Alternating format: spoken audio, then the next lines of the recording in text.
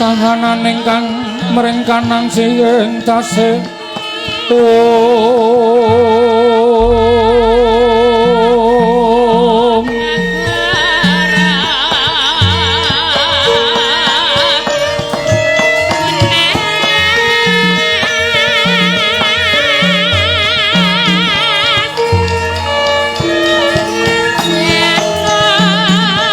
Buka kang sawegung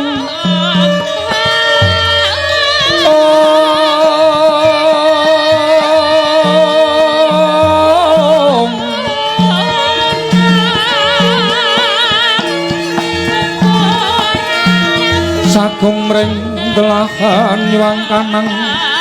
mamujengo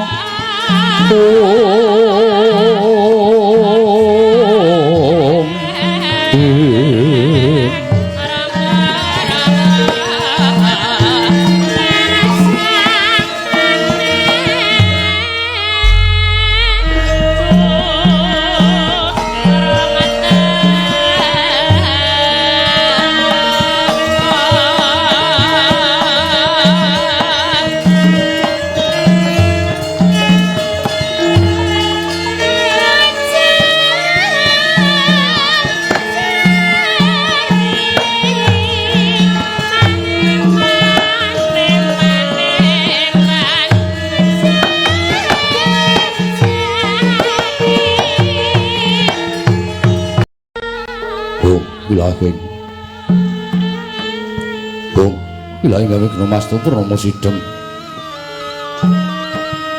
Tapi Kenomastu silat mringwang jagat karana sirang tondo kawisisaning bisana sono sinawung lamula pesta Master Tantur lampahing Buddha jinantur tutur katila tula-tulat mirat ing Baradya winasita ngupama pramniskara karana tumiyeng jaman purwa pinarti tameng lalata manggata kapasaning Gupita tanpun renggeng pralambang matumpa-tumpa marma panggung sang Murwengkata sebebyar dumadining wayang purwa purwakaning kondoli narik urututing basa dongeng kuna kemu surasana minarasaya karaos kala jairohan rasawani pruhing diri rasa rumangsa ngrumangsani lir jalma ngilokaca jarweh wis rinakup caing carita beje wis gumelar jroning pakliran yaiku sejati namriksani panggeran ringgit purwa Surya Candra Ndarem Yang Kartika pinurba kodrating kawasa sahari ratri hangi dari bawana purwa tekeng duk sina gilir gumanti temanda dipetanganing dina sasi warsi windu kang sarta abad tetukulan tangkar temangkar kaya rambun kaya Jawa pating krembyak dadya padhanging kutu-kutu alang atoga buron wana miyang buron toya dadya branakan tanpa wicalan padhang trawangan nari Sang Hyang Rawi ing ngarsa merbawani jagat mungguing jagat pitantuk mungup-mungup mungguing harani wirabang mrengangah lamun kaeksi ayahan dilato bumi saya dangu sumunu Sang Hyang Arka kados ngeblak kanane kring bangesmu jenar kaperbawan nari Sang Hyang Basanta tanantu katun ijo royo-royo hamangku gunung ing biru maya-maya bojo ing gunung kemlan gentana kasir ing Prabancana lenggat lenggut nganti kaya gunung makutha mega tanwa tapis dangu solaing kawodasi driran sangupaya buga ngarep Tegal sawai anglur seluruh tanah pedhote sinambi sesendonan sesindenan mikul garulukune anggiring raja kayane samane ana pirembagan Samarwangi Sang Hyang saya dangu saya inggil kados nari jagat puskaton melok drenging keblan papat lor kidul wetan kulon sunara jagat kang samurbu turta kasusreng monco praja lah sinten to wau ing asta besaraning adil praja ing Maespati menika ta warnane pinastan dosa namanira dosa araning 10 nama wis mestani jejuluk Sanata Prabu Sri Harjuna Sasrabau ya Sanata Prabu Harjuna Sasra ya Sanata Prabu Kartawirya Malindra kunaya gunotan ngenak maning jalma luhur dataran kulung-kuli andhap lan kasoring sesami yen to ginung-goreng jajal luhuring Prabon sadalu mangke tena wedhete pinunggul kang kawicarita risat juga sanata kepareng mesti nggih naturata lenggah dampar kang pinalipit ngencana pinathik sesutin awarna leremek babut permadani sinebaran sari kungas kinundawi tulis sajebat kasturi denarep sanggaring Prabyada manggung ketanggung Jaka Palororo ingkang sami ngampil patraning Prabon banyak dalang sawunggaling kacuas dipanggo kang samya rukma kinebutan laring manyura karan kering kungas gandaning sang nata pindha prayangan blabar dungking pangoraan tembene kang ningosana sifat kamanungsane banyak sang Hyang Bathara Wisnu angejawantah binayang bayang sangganing Hapsara Hapsari saking kasuwargan pepanggenggeng pasibaning Prawadyabala yayah aroping samudra ing daratan miwadatan kantun sanggaring para narwati Punggawa Nayaka ing mus kepareng begambir melabar yayah samudra datan potebi ngabiyantur ngersaning sang nata Prabu Sri Arjuna Sasrabau ing nerpepeh pindha sata matarangan menika ta warnane sang nata Prabu Surya Kethu kawernah kadang tarunaning sang nata Prabu Sri Arjuna mengkeraken ingkang rayi kadang tarane sang Prabu Arjuna nenggih sang nata Prabu Kalingga Prana piwadatan kantun pisowanipun Indra mantri mungka persaning praja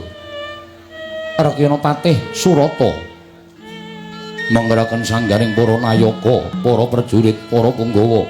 begambir melabar, jejel, riyel, rapat pepet pipit, prasasat atau pandengkul datan poslo, lopet kata morosebo, ing alun-alun hambutat gendera, rontek umbul-umbul, kikiter hangen danu, yayai mondo mong selabu, paing megar pindu jamur barat mongso, rendeng tumbak ing ngarang apuya jati ngarang mongso ketiga. Barandine katingal tidem jinem madyaning pasewakan negaring Maespati sanata dereng kepareng amedhar pangandikan katingal rengu pasuryaning sang nata Prabu Sri Arjuna dadya tambuh-tambuh enggalih sangganing para kadang samya ngabyantara barandine mangke dereng wonten wedharing pangandikan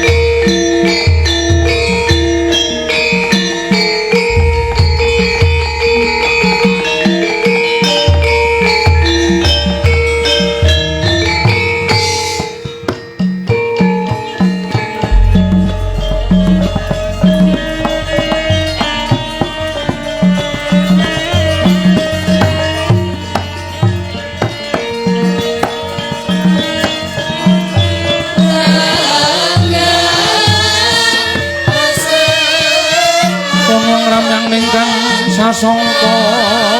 tumanyar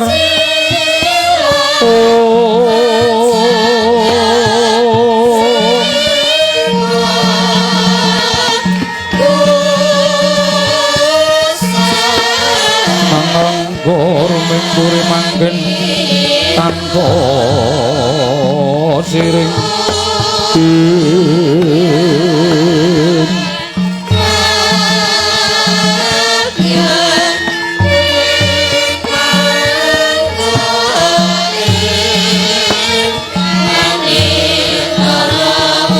kang mamas mas muropeng langit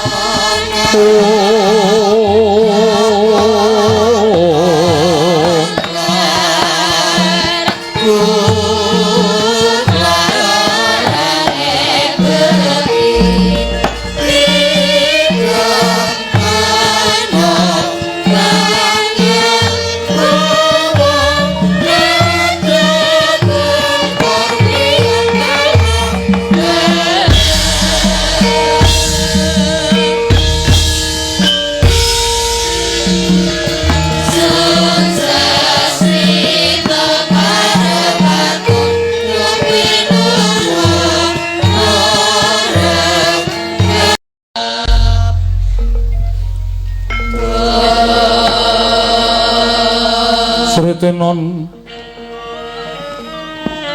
ning masewakan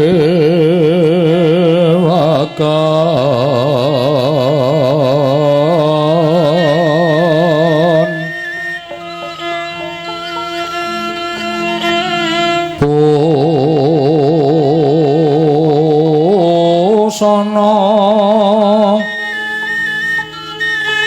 maneka warna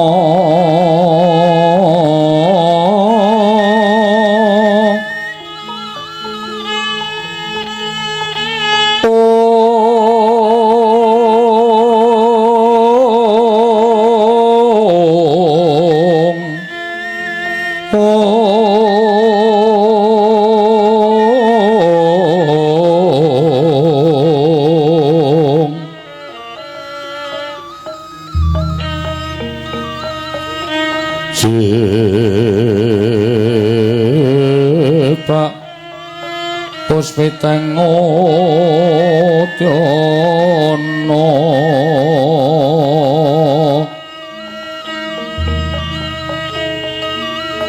Nyang Panjra Sarwa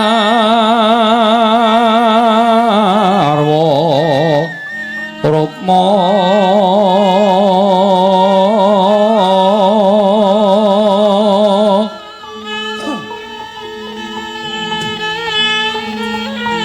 Renggeng manit nara narawata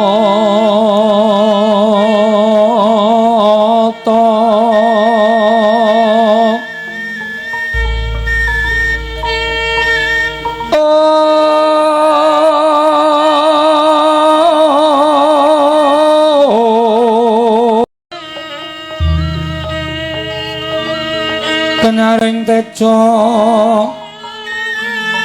leliwaran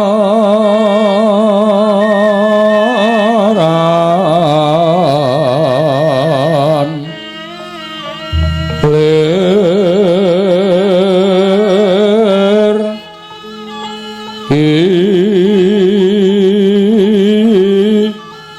lat sisiring atit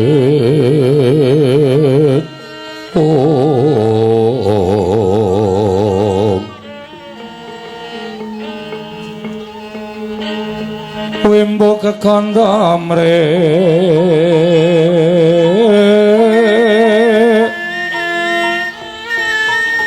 ninging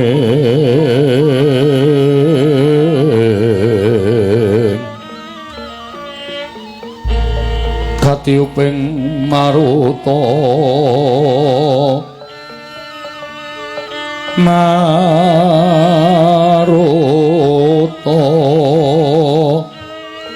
mando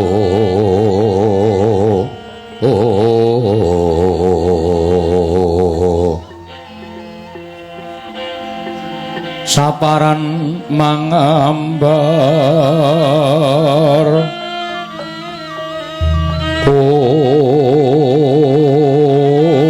ngas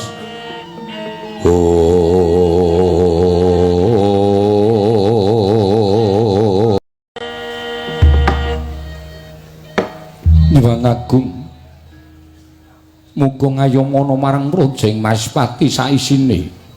Patih Surata ayo ndadekake kaget sira Patih ingsun wiji mangarsama ning ngarsaning ingsun Patih Surata nuwun inggih diwaji sesembahan kula pangayom kula madya padha prapteng delahan Gusti kula ingkang sinuwun miji dhateng wiswanipun ing abdipun Patih Surata wonten sabda pangandika paduka Gusti kula Sanata Prabu Sri Harjuna Sasrabahu mugi andadosna ing kawuningan nalika kula wonten ing sakjawining pasewakan kumitirat caruk maras raos sing manah pindoron salomba pinanjering alun-alun katumping samirana satembahan dadosaken kumitir manahipun ingkang abdi kepatihan nanging sareng wonten karsa paduka tebih saking raos kemarasan diweji miji dhateng wiswanipun ing abdipun Patih Surata kepareng kula cumadung dawuh timbalanipun Gusti kula ingkang sinuwun ing Maespati. Iya Patih Surata kadiparan nanggonira ingsun percaya minangka dadi badal wakil ingsun maranata tata rakiting negara ing Maespati Patih Surata. Gusti sesembahan kula pengayoman kula wonten ing Madyapada prapting delahan menawi paduka ndangu bab tata rakiting praja sadaya mboten badhe angujiwani para kawula sami sayek saeka kapiyakar rinusa bangsa tuwi negaring Maespati medhaipun para abdi prajurit mboten kendhat anggenipun sami gegladen ulah kridaning aprang sawanci-wanci praja paduka katemping marang muka mboten badhe anggepok kanca paduka Gusti kula ingkang sinuwun abdi kepatihan remuk kasawurna putung sumangga kabandhemna diwaji sembahan kula Patih Surata akarya bombong tias ingsun ora liwat pakaryan ingkang utama ya ingsun tampa akarya bombong tias ingsun Patih Surata prayogakna nggone ngadhep lho diwaji sampun boten kirang mriki wiswanipun ing abdi kepatihan Yayi Surya Kedhu prayogakna nggone ngadhep ngarsanipun Kakang kawula nun Kanjeng Koko Prabu Jimat sembahan kula Koko Prabu pengayoman kula sampun boten kirang mriki wiswanipun ingkang rayi pun Surya Kedhu wonten ngarsa paduka Gusti kula Koko Prabu Sri Harjuna Sasrabahu namung lan sak sampun kepareng kula ngaturaken sembah sumangga ping pangabekti kula kunjuk sandhapada paduka Gusti kula ing Maespati sesembahan kula Prabu Sri Harjuna Sasra iya Yayi ingsun tampa akarya bombong tias ingsun ora liwat pangestunipun Kakang Tampanana kula Bundingga Jimat paribih dayanipun kasantosan prayogakna nggone ngadhep ana ngarsanipun Kakang Yayi sampun boten kirang prayogi wiswanipun ingkang rayi pun Surya Kedhu mangarsa mangersa paduka Kanjeng Koko Prabu ing Maespati Yayi Kalingga Prana prayogakna nggone ngadhep ngarsanipun Kakang Yayi Kalingga Prana sampun boten kirang prayogi wiswanipun ingkang rayipun Kalingga Prana Koko Prabu namung kepareng kula ngaturaken sembah sumangga ping pangabektinipun ingkang abdi kunjuk sandhapada paduka Kanjeng Koko Prabu Jimat sembahan kula iya pun Kakang nampa kalya bombong penggalipun Kakang ora liwat pangestunipun Kakang Tampanana kula Bundingga Jimat paribih dayanipun kasantosan kadangipun Kakang Yayi Surya Kedhu apa dene Kalingga Prana sartaning Patih Surata mesti waya karya kagiat penggalihing Yayi dene apa to sababe dina samengko ndak piji ana ing kedaton negara ing Maespati monggo dina iki dudu dina pasewakan ingkang saben dina ingsun anakake ana jroning Datulaya Yayi mula satata ingkang luwih prayoga jenengipun Kakang Nedyambabarake wigati ning pasewakan Koko Prabu sumangga anggen kula ngabiyantura ngersa paduka Koko Prabu mboten wonten gumana musik salebeting manahipun ingkang rayi kejawi kula nampi kewajiban saking paduka Kanjeng Koko Prabu mugi kepareng ana handhawuh ana supados ingkang rayi mlampah ingkang tebih saha ambeta ingkang barang ingkang awrat kula nedya mastuti dhateng sabda utama paduka Kanjeng Koko Prabu Jimat semban kula senajan ingkang rayipun kalingga prana Handra ingkang puspita rum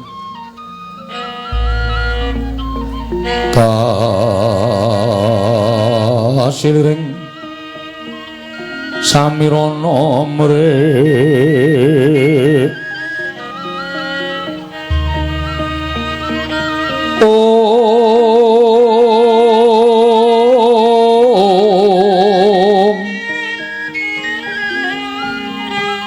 sekar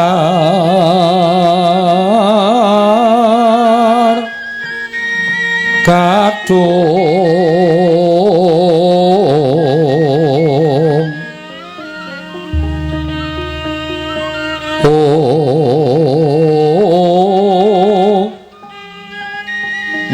ngas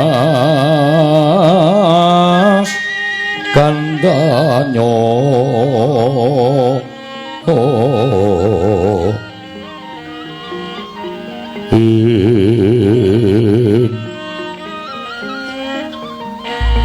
maweh raras renaning driya